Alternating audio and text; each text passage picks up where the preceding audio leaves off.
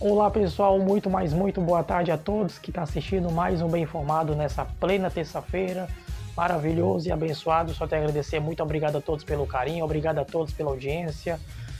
Gente, peço desculpa a todos de verdade por não ter o Bem Informado nessa terça-feira aqui anterior, por conta do erro do diretor, antigo diretor desse programa.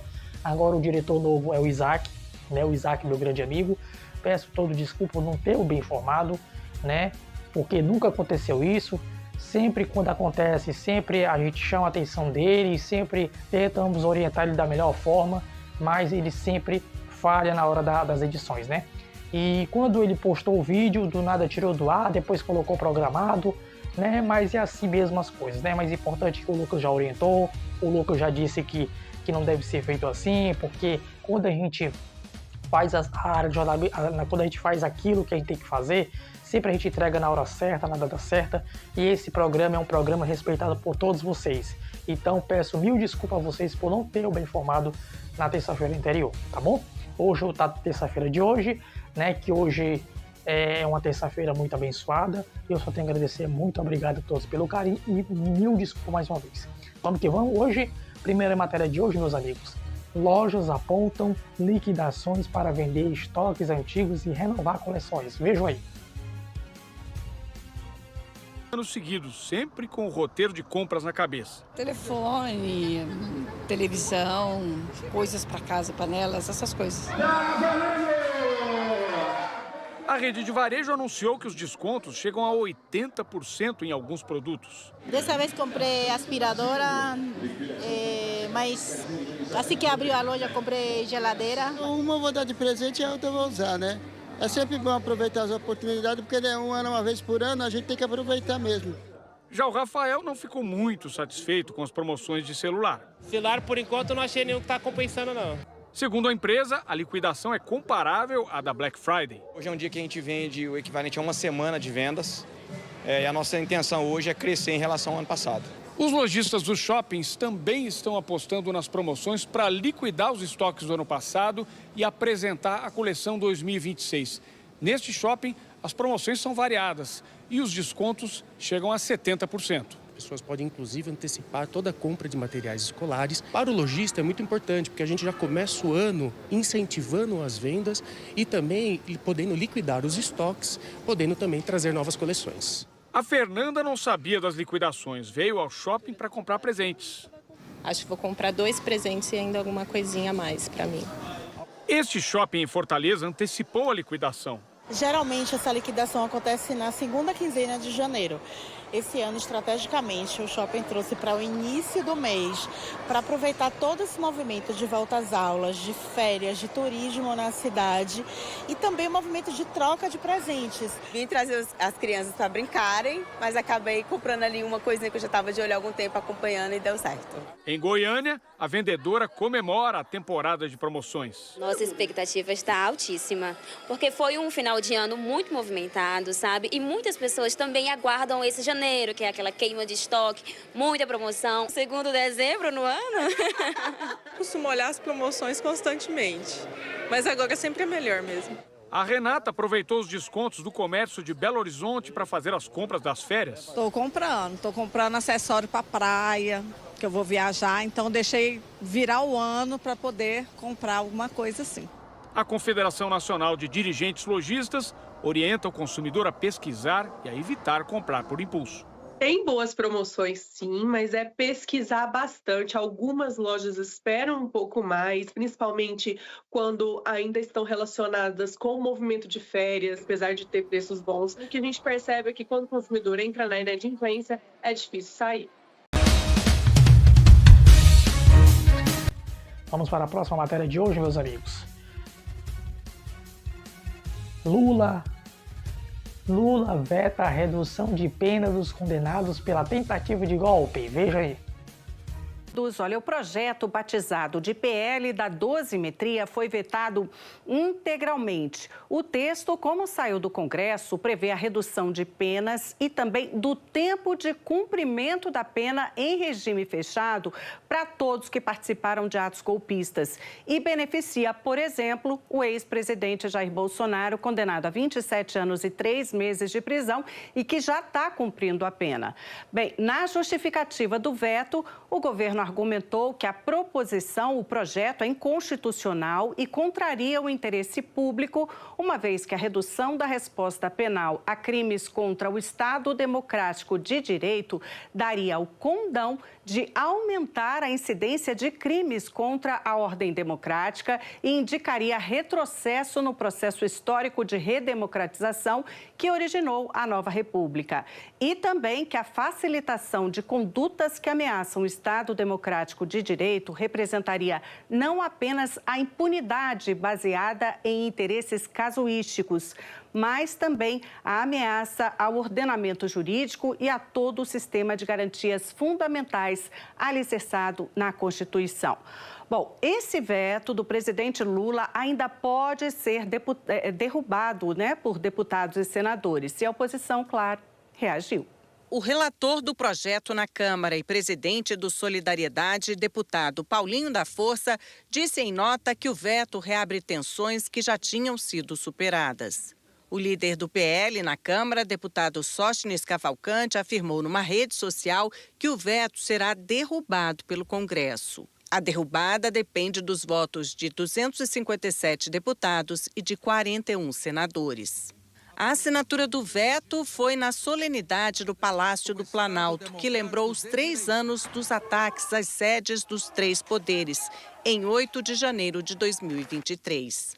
Não participaram 2 convidados, os presidentes do Senado, Davi Alcolumbre, e da Câmara, Hugo Mota, mas parlamentares aliados, ministros e movimentos sociais encheram o salão do Palácio. O presidente Lula fez um discurso, não citou o veto ao projeto.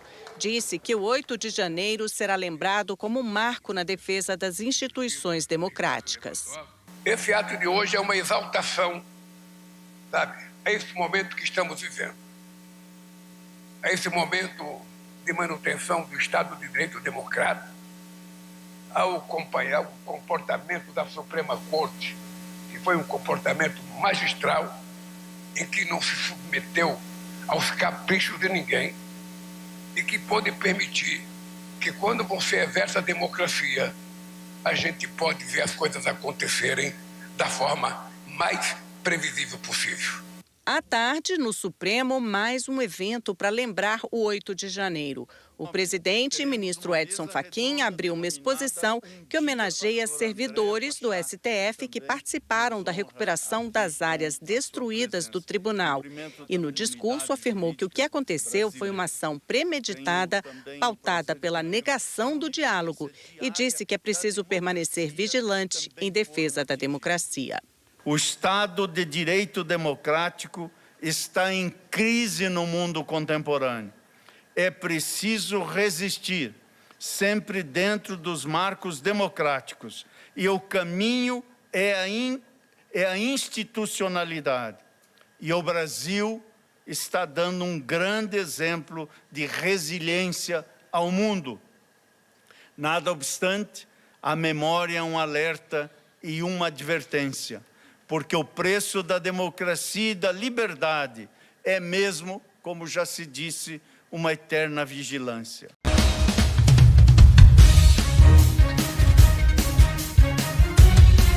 Bem, vamos para a terceira matéria de hoje. Deixa eu ver aqui. Governo. Mas é porque eu quero chamar a atenção do Isaac. Isaac, tem certeza que o roteiro é esse mesmo, Isaac? É isso assim, meu amigo Paulo César. Mas é porque tá difícil para mim, tá? O governo interiano da Venezuela anuncia libertação em massa de presos políticos, mas poucos são soltos. Vejam aí. medida é feita como um gesto de paz unilateral e que um número significativo de venezuelanos e estrangeiros seria solto. Mas no fim do dia, a esperança parecia ter sido frustrada. A principal organização que monitora detenções de presos políticos informou que apenas 5 tinham sido soltos. Entre eles estão o ex-candidato presidencial de 2024, Enrique Marques, que se recusou a reconhecer a vitória fraudada de Nicolás Maduro, e a ativista, filha de espanhóis, Rocío San Miguel, a principal especialista venezuelana na área militar, acusada pelo chavismo, sem provas, de liderar um complô para matar Nicolás Maduro. O governo espanhol confirmou a libertação de cidadãos do país que agora se preparam para voltar para a Espanha. A notícia vem embalada como sendo um gesto de liberdade na Venezuela, mas vale lembrar que no dia da posse de Delcy, 16 jornalistas foram presos e tiveram seus celulares vasculhados. O país tem dificultado a entrada da imprensa pela fronteira. Bom, parentes de prisioneiros políticos ficaram esperando a eventual saída deles na frente de El Helicoide, a tenebrosa sede do serviço de inteligência da ditadura, denominado Gestapo do chavismo. Construído nos anos 50 para ser um moderno centro comercial e abrigar um hotel de luxo, se transformou no chavismo no centro de torturas e interrogatórios. Segundo a ONG Foro Penal Venezuelano, há 863 presos políticos em todo o país, entre eles adolescentes. No fim do dia, tanto Lula quanto o presidente da Colômbia, Gustavo Petro, saudaram a libertação dos presos na Venezuela após uma conversa por telefone. Em nota, eles também manifestaram grande preocupação com o uso da força contra um país sul-americano, em violação ao direito internacional, à Carta das Nações Unidas e à soberania da Venezuela.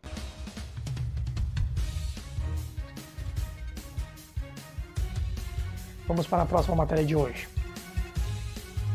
A apreensão de petroleiro de frota fantasma.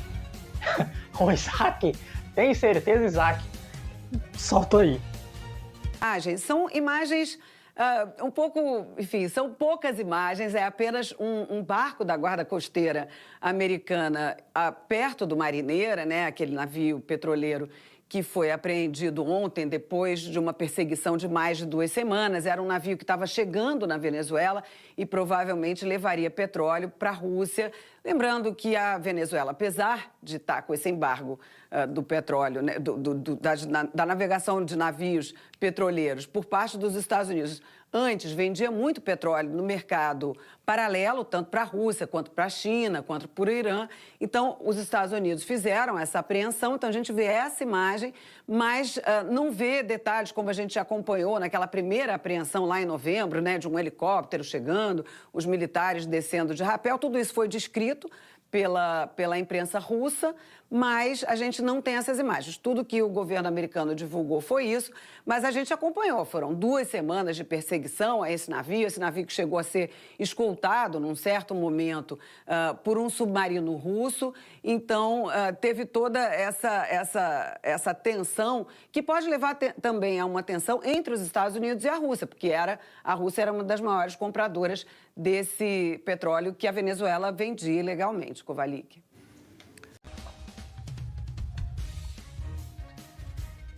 Vamos para a próxima, gente.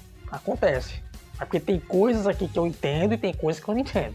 Por isso que sempre é bom que o diretor na próxima, bem informado. Nós entendemos, Paulo César. Pode ficar tranquilo, na próxima nós vamos corrigir o nosso erro da nossa equipe. Me oriente se o roteiro tá certo, porque tem coisa que eu sei, tem coisa que eu não sei. Porque a minha vista já não é boa. Vamos para a próxima. Protesto contra a Polícia de Imigração dos Estados... Protesto contra a Polícia de Imigração dos Estados Unidos. Vejam aí. À porta do World Trade Center, a gente está vendo dezenas de pessoas protestando contra a morte dessa americana, a Renee Nicole Good, que, como você disse, foi morta ontem por um agente do ICE, da Polícia de Imigração, em Minnesota. A gente vê aqui na cidade de Minneapolis, no estado do Minnesota. A gente vê aqui manifestantes com cartazes pedindo o fim do ICE, o fim da Polícia de Imigração, que esses policiais fiquem fora das suas comunidades. E esse não é o protesto que aconteceu aqui em Nova York. Ontem as pessoas também se juntaram, né, para protestar assim que saiu a notícia da morte. Houve protestos também, não só aqui em Nova York, como também, claro, na cidade de Minneapolis. Começou ontem à noite e com homenagens e protestos, né, contra a morte dessa americana. E hoje de manhã as manifestações continuaram. Houve confrontos com a polícia, policiais usaram spray de pimenta para conter manifestantes. Olha, hoje mais cedo, Kovalik, o presidente Donald Trump, ele numa publicação compartilhada com a rede social, o perfil da Casa Branca, disse que quer que todo policial do ICE saiba que tem o apoio do seu presidente, do vice e de todo o governo. E disse, aos radicais vamos trabalhar ainda com mais força para aplicar a lei. Eu lembro que o presidente Donald Trump, desde ontem, disse que o policial agiu em legítima defesa, e essa alegação é bastante controversa. O caso está repercutindo em todo o país e cada vez mais surgem vídeos que ajudam a trazer clareza a esse episódio. Vários moradores gravaram o momento. Neste vídeo dá para ver a chegada de um carro não identificado da Polícia de Imigração. 2 agentes descem e um deles tenta abrir a porta do veículo à frente. A motorista tenta partir e é baleada várias vezes. A seguir, ouve-se o barulho do carro batendo em um poste. Moradores ficam em choque. Os paramédicos chegam e tentam reanimar a motorista. Renee Nicole Good, americana, 37 anos, morreu ali mesmo. Ela tinha 3 filhos e acabado de deixar um deles na escola. Não demorou muito para as pessoas decidirem protestar. Em alguns lugares, ontem à noite, houve confronto com os policiais. Autoridades deram versões opostas sobre o que aconteceu. O presidente Donald Trump afirmou que a motorista estava agindo de forma desordeira, obstruindo a rua e resistindo à prisão. E então atropelou violentamente, intencionalmente e de forma cruel o agente do ICE, que parece ter atirado nela em legítima defesa. O jornal The New York Times analisou imagens captadas por 3 ângulos diferentes e diz que os vídeos contradizem a versão do governo Trump. Ressalta a posição do agente que atirou e da roda do carro, mostrando que a motorista estava se afastando e não se aproximando do agente quando ele abriu fogo. O governador do estado do Minnesota, Tim Walz, disse que é incompreensível que o governo federal tenha determinado quem a pessoa era e qual teria sido sua motivação quando ela ainda nem havia sido retirada do veículo. O prefeito Jacob Gray afirmou que tinha uma mensagem para a Polícia de Imigração. Usando um palavrão, disse: "Saiam de Minneapolis." Get the out of Minneapolis. À noite, as manifestações cresceram em Minneapolis e também em Nova York. Desde que assumiu a presidência, Trump tem conduzido operações parecidas em cidades governadas por democratas, partido de oposição. Em muitos casos, as operações acabaram em confronto com a população. Segundo um levantamento do jornal The New York Times, nos últimos 4 meses, pelo menos 9 pessoas foram baleadas por agentes de imigração em 5 estados americanos e na capital, Washington. Em setembro, um imigrante mexicano, Silvério Villegas González, foi baleado e morto por policiais de imigração próximo à cidade de Chicago. O episódio de Minneapolis traz à tona um trauma. Em 2020, George Floyd, um homem negro, foi morto por um policial branco a menos de 2 quilômetros dali. O caso gerou revolta e milhares foram às ruas em todo o país para protestar contra a violência policial.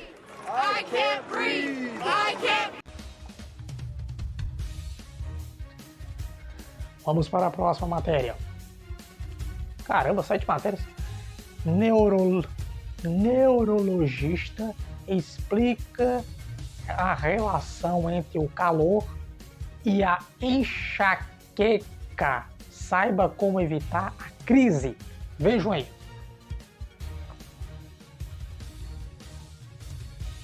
Vamos ver.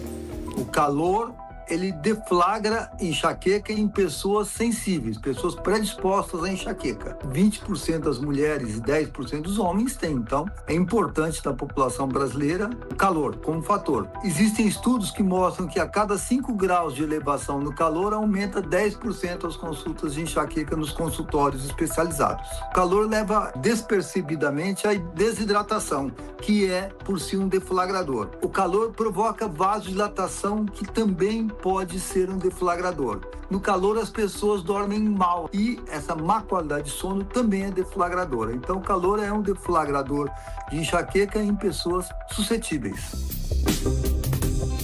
Hidratação regular. Evitar a exposição prolongada ao sol. Tentar, quando possível, ambientes ventilados, ar-condicionado, se possível. E atenção ao sono, que no calor nós dormimos pior. E pessoas que necessitam enfatizar o tratamento preventivo. A gente sempre falando, né, dessa importância do sono. E além dessas dicas super importantes, né, do Dr. Carlos, ele ainda reforçou que para manter uma boa hidratação, não precisa beber só água. Pode variar com água de coco, sucos, chás e as bebidas isotônicas.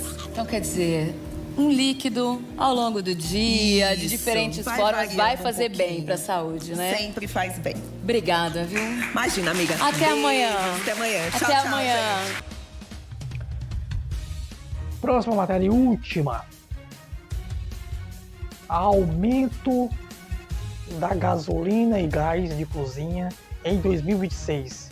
Entenda o reajuste do ICMS em Pernambuco. Mas como o Pernambuco sofre, meu Deus do céu, não é só o Pernambuco, mas o todo, até Ceará também. Mas é só coisa boa pro povo. Aí, como eu sempre digo, só aumento por cima de aumento. Por isso que eu digo a vocês de casa, aprendam a votar.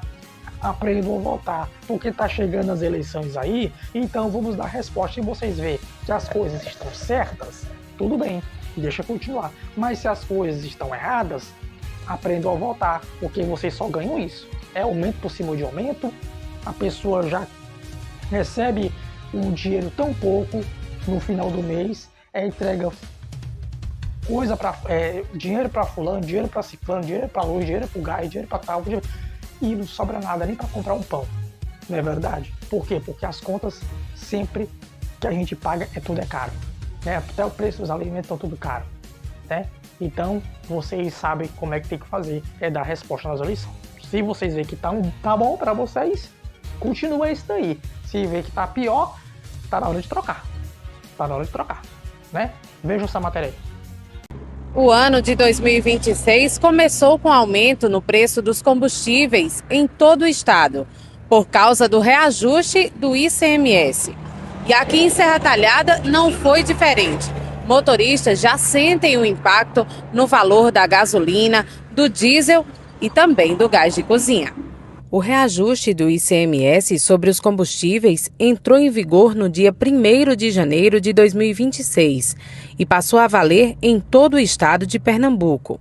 A alta foi aprovada em setembro do ano passado pelo Conselho Nacional de Política Fazendária, o CONFAS, e aplicada de forma unificada pelos estados. Com a mudança, o imposto cobrado sobre a gasolina teve um aumento de 10 centavos por litro, passando para R$ 1,57. Já no diesel, o reajuste foi de 5 centavos por litro, elevando o valor do ICMS para R$ 1,17. O ajuste anual das alíquotas do imposto leva em consideração os preços médios mensais dos combustíveis divulgados pela Agência Nacional do Petróleo, Gás Natural e Biocombustíveis, a ANP. Esses dados servem de base para a definição do valor do imposto cobrado em Pernambuco ao longo do ano. Além da gasolina e do diesel, o aumento do ICMS também impacta o gás liquefeito de petróleo, o GLP, utilizado principalmente nas residências. Em Serra Talhada, o botijão de gás já é comercializado, em média por R$ 122, valor que representa um reajuste de R$ 2 neste início de 2026, reflexo direto da nova tributação. Com isso, o aumento pode pesar no orçamento das famílias pernambucanas e refletir nos custos do transporte e de produtos e serviços. Com o reajuste do ICMS em vigor em todo o estado de Pernambuco, a orientação é pesquisar preço antes de abastecer e também antes de comprar o seu gás de cozinha. Renata Gomes, para o Sertão Notícias.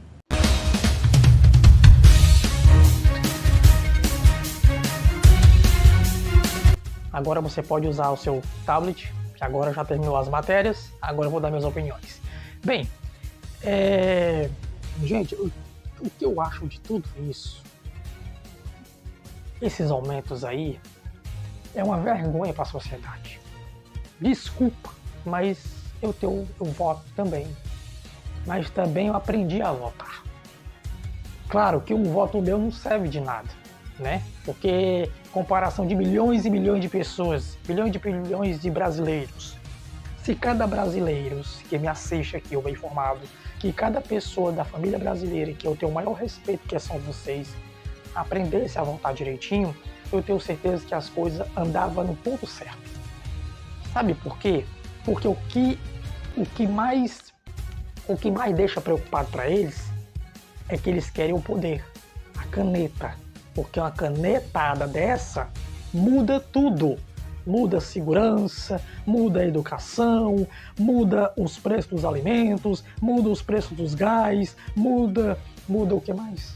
Muda o preço das passagens de ônibus, que vocês estão vendo aí aumento, por cima de aumento, e os prefeitos que prometeram que não ia ter aumento, toda a vida aumentem, principalmente o prefeitozinho aqui de Fortaleza, qual é o nome dele? Não sei se o nome dele. Evandro, parece que é Evandro Leitão, prometeu em campanha que não ia ter aumento de ônibus. E o que foi que ele fez? Deixou o aumento aí, né? 5 e quanto? Parece que é 5,40, é 5,70 parece, né? Eu não estou entendendo muito, mas eu acho que é 5,40. Uma vergonha. Um prefeito de Fortaleza promete em público, dizendo que não ia ter aumento nos ônibus de Fortaleza. E teve aumento. O que foi que ele fez? Não teve respeito com os eleitores dele. Não teve respeito com nós brasileiros que votamos, acreditamos. Só coisa boa para nós. Que a gente trabalha muito, não tem aumento para nós. O dinheiro é pouco, só dá para pagar aluguel, a luz, internet, né? O colégio dos meninos. Mas quando a gente mete mão no bolso para comprar algo, não tem mais nada. Tem que comprar fiado de novo. Por isso que eu digo a vocês, com todo o respeito que eu tenho a vocês, aprendam a votar direito. Tem gente que às vezes tem raiva de mim. Porque, Paulo César, tu tá demais. Tu fica prejudicando o meu prefeito. Tu fica prejudicando o meu fulano, o meu ciclano. Ele faz tanto bem por mim. Pra você ele faz bem. Mas para os outros que precisam da área da saúde, para os outros que ralam tanto, que estão sendo perseguidos na hora que vão vender os seus produtos de roupas de bazar, tentando vender uma cerveja, uma água, um suco, e não consegue vender por conta das fiscalizações covardes, que essas fiscalizações que tomam os produtos são covardes, que não devia fazer isso com a família brasileira, que já trabalha muito.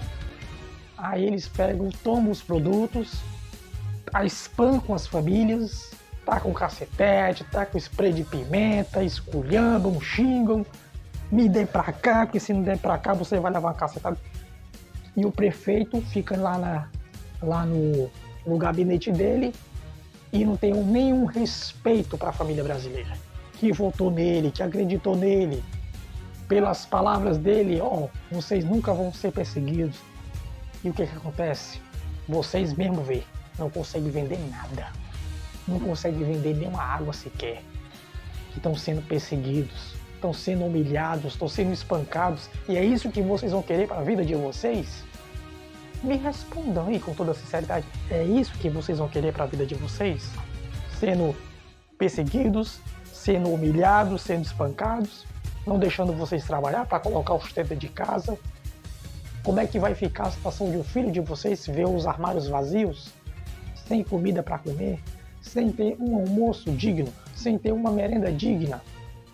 Porque pai que é pai, mãe que é mãe, não deixa um filho sem comer, rala muito, se vira daquilo que pode. Mas esse que nós voltamos não tá nem aí. Não tá nem aí por nós. Deixa a gente se lascar.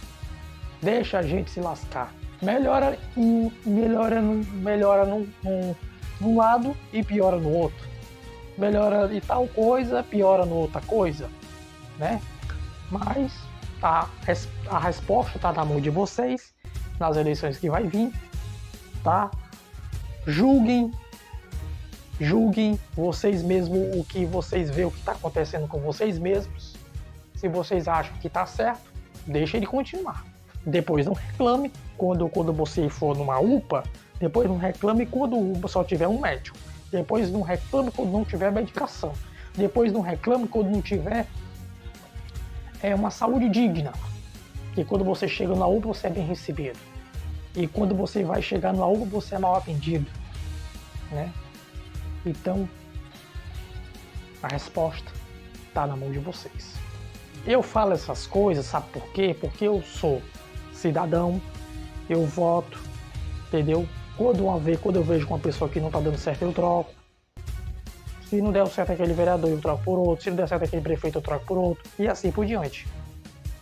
Claro que não vai mudar nada, porque um voto meu não muda nada, né? Muda o de vocês. Se todo brasileiro se unir, toda a família, todo mundo se unir e der começar a dar resposta, eu tenho certeza que as coisas vai andar super bem.